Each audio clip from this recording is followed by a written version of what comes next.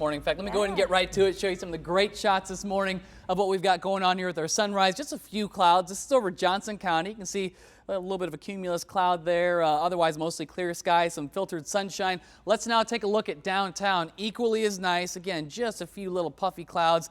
That's about it. The sun continues to make its way on up. Our temperatures, they're comfortable this morning. We're hanging out in the upper 60s and low 70s. We've got 69 degrees in Kansas City. We're looking at 68 in Lee Summit, 66 degrees in Olathe, 71 currently in Lawrence. So all in all, feels good right now, but that will be changing as we continue on through the rest of today because this Labor Day is going to be a warm one. Here's your forecast for today. 75 degrees at 9 o'clock, 84 at lunchtime, lots of sunshine as we continue on towards 3 p.m.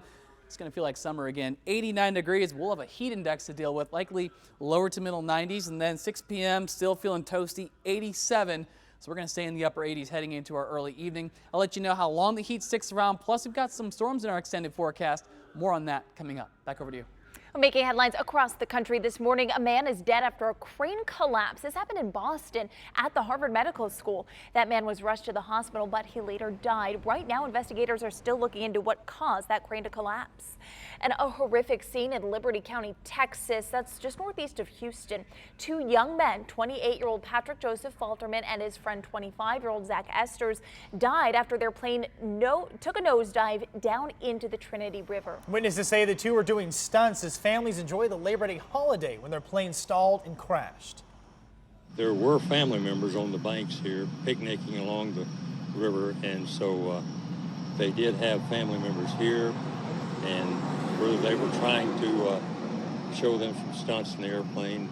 Two witnesses swam out to the airplane to see if they could help the pilot, and they reported back to law enforcement that they could see the two occupants in there, but in their opinion, they were both deceased. The pilot's father is a commercial airline pilot. Police confirmed that both died on impact. Convicted rapist Brock Turner is back in his home state of Ohio. The ex-Stanford University swimmer was spotted over the weekend, days after being released from jail. He served 3 months of his 6-month sentence for raping an unconscious woman. That punishment sparked national outrage. Turner has been banned from collegiate swimming. A massive manhunt for a suspected murderer out of Las Vegas, in custody before making a mysterious escape. Alonzo Perez was in handcuffs. He then twisted them until they broke, and he made a break for it, running out of the office undetected and stealing a truck. He's wanted for shooting a 31-year-old father of 4. Now, Good Morning America has more on the manhunt and how he escaped starting at 7 a.m. here on Channel 9. A mysterious illness in a Manhattan, Kansas high school. Roughly 100 students at Manhattan Senior High have stomach flu-like symptoms since the start of classes. The Kansas Department of Agriculture visited the school and they say they found no issues. They did tell the school to use bleach to wipe down everything from water fountains to restrooms. And the health department is asking parents to keep children home from school if they show any symptoms. An online threat to kill Jewish and Muslim students is increasing police patrols at one of South Carolina's largest high schools. The threats were reported Friday night. It said Burns High School would be attacked on Tuesday. It included pictures of a person in a gas mask and a knife with a swastika on the handle. The superintendent says there will be extra officers and security sweeps when school returns tomorrow. No arrests have been made. And then across the country in California, their drought's having an impact on native salmon. Fishermen there have been catching Chinook salmon just north of the Golden Gate Bridge, and then they transport them by truck and release them downstream. And that's been one of the reasons the fish have survived the drought.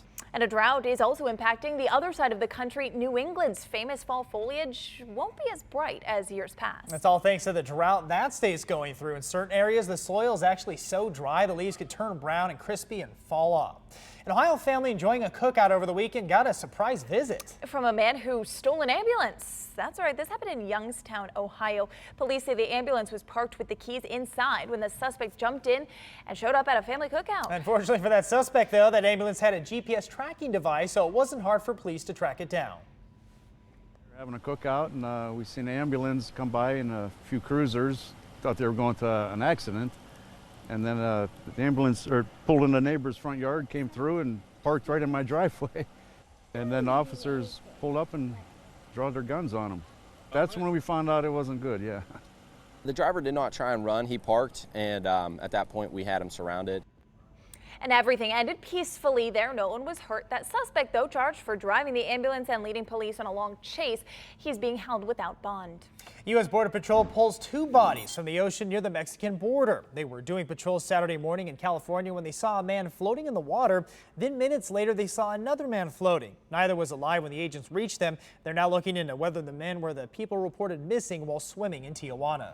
A string of bombings inside government territory in Syria and at least 38 people killed overnight. That number is expected to grow. Attackers detonated 2 bombs along an international coastal highway, and a car bomb at a bridge was followed by a suicide bomber wearing an explosive belt who targeted the crowd. And there was also a car bomb hitting a military checkpoint. All of those attacks targeted government-held cities. No one has claimed responsibility. 7:36 on your Monday. President Obama and Russian President Vladimir Putin came face-to-face today at the G20 summit in China. And the 2 leaders agreed to keep up negotiations over a ceasefire for Syria. Their discussion came hours after U.S. and Russian diplomats failed to seal a deal to provide access to humanitarian aid for thousands of people in that war-torn country. The plan would forge an unlikely partnership against extremist groups operating in Syria. The United States condemning North Korea's firing of 3 ballistic missiles off its east coast during the G20 summit. The U.S. says the tests and other recent tests violate the UN Security Council resolutions.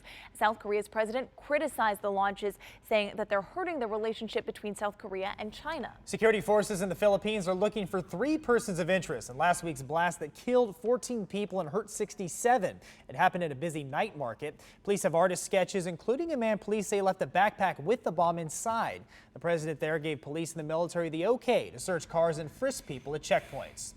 An Australian teenager is sentenced to 10 years in prison for plotting to run over and behead a police officer as part of an ISIS-inspired attack. That teen pleaded guilty in June. He faced a maximum sentence of life in prison, but instead the court ordered him to serve 10 years with the possibility of parole after 7.5 years. Well, drones have taken over France. It's all part of the first drone festival. It featured international races with drones of all shapes and sizes buzzing through the city, but it doesn't mean that anyone can fly their drones in Paris. France requires special permission to fly drones in the city limits, but Sunday's event was aimed to introduce the public to France's civilian drone industry. And this is after several incidents where drones were spotted flying over sensitive sites. Well, the controversy over an NFL star's protest against police brutality continues. Now the NFL is being pressured to take action after controversial comments by San Francisco 49ers quarterback Colin Kaepernick.